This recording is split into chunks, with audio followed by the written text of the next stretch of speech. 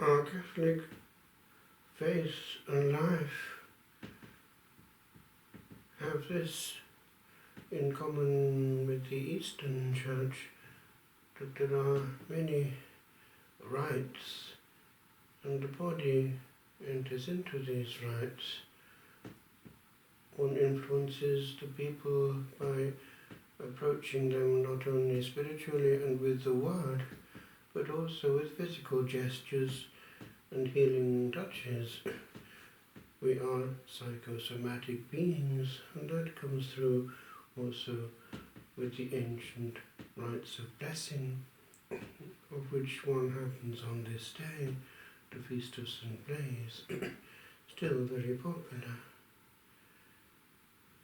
The saints are our hidden friends, and on their birthday unto glory, the dies natalis, they have a birthday present, that of being able to help and answer in a very special way those who invoke them on that day.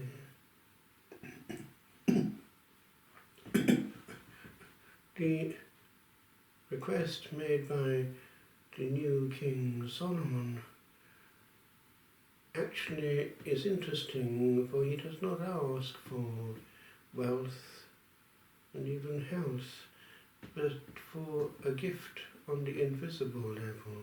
It is that of an understanding heart.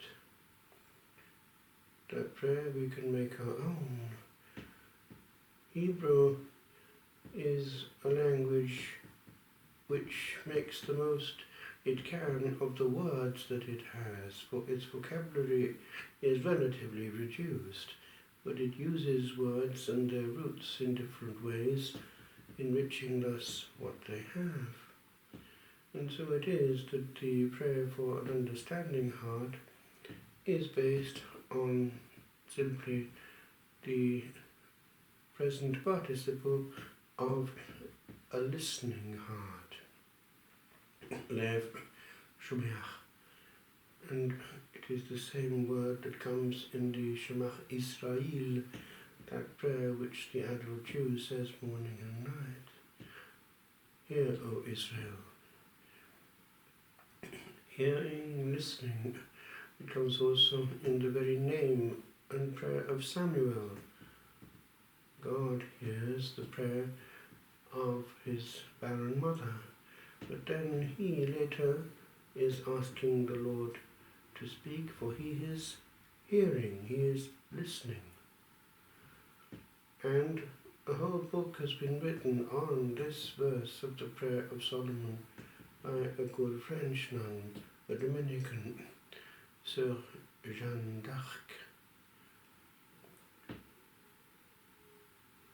Donne-moi un cœur qui écoute. Give me a heart that listens. And in that consistent, good, dense volume, she explores all the dynamics of listening.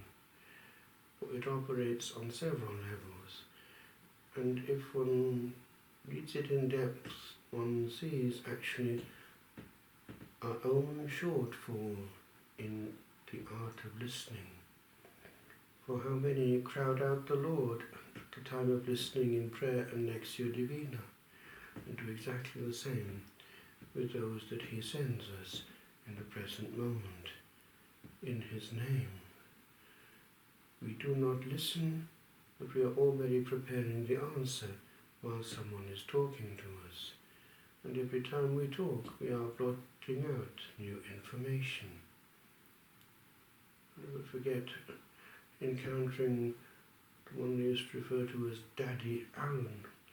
He was the confessor to many future Anglican clergymen and also to the nuns at Wantage in the area of Oxford. And we used to refer to his tactic as the vacuum cleaner tactic. He would make the odd grunt but wouldn't talk, and so to fill up the vacuum, the candidate was obliged to speak, and to carry on speaking until all the information had come out.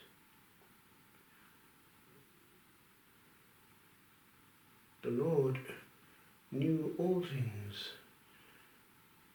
He did not need the glory of man, and he knew the need of each, and so his words went straight to the point. Ours go all over the place.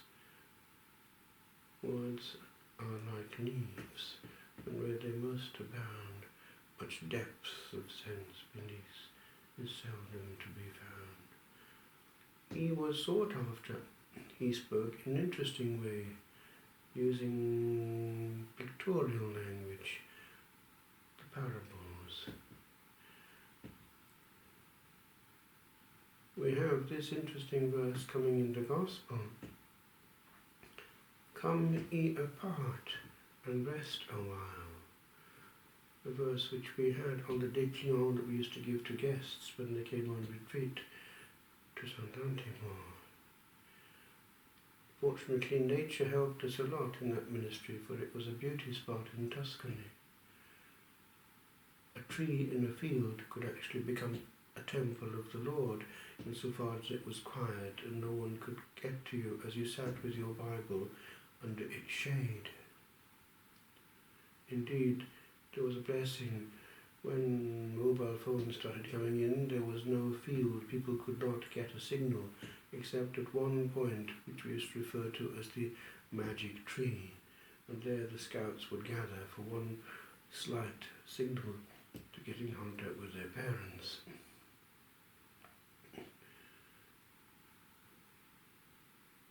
But this element of coming apart and leaving all noise and even all people for a while is something that we can take with us.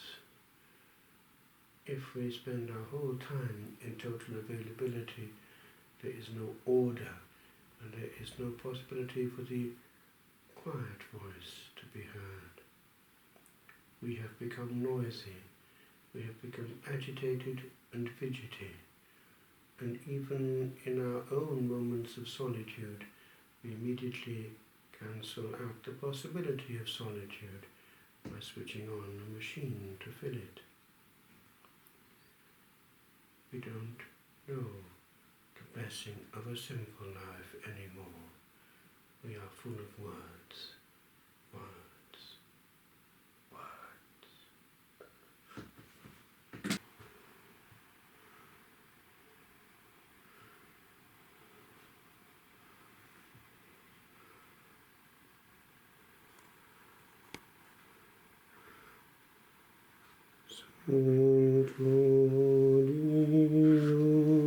Santo Forte, Santo Immortale, abbi pietà di noi, ed